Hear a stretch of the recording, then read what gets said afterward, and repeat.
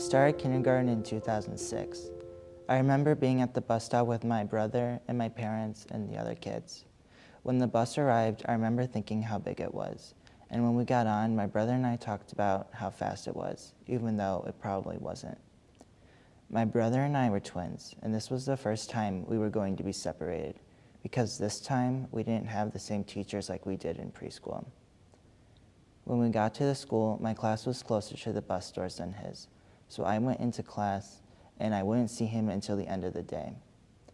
I remember being nervous because I didn't know anyone, but eventually I made some friends.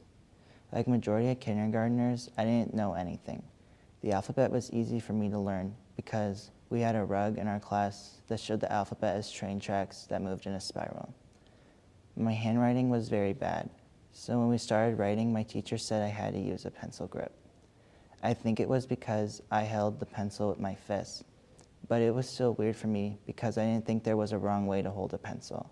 But at the same time, I didn't mind because all my friends had pencil grips, so I wanted one too. Except my grip wasn't like the others. My friends all had grips that were like cylinders, but mine was like an awkward triangle that had labels that said where each finger went. But since I could barely read, it was hard for me to figure out where I had to put them. Plus, the grip was orange, and my sister made it very clear to me that orange was an ugly color. But I was still happy to have a pencil grip since my friends had theirs.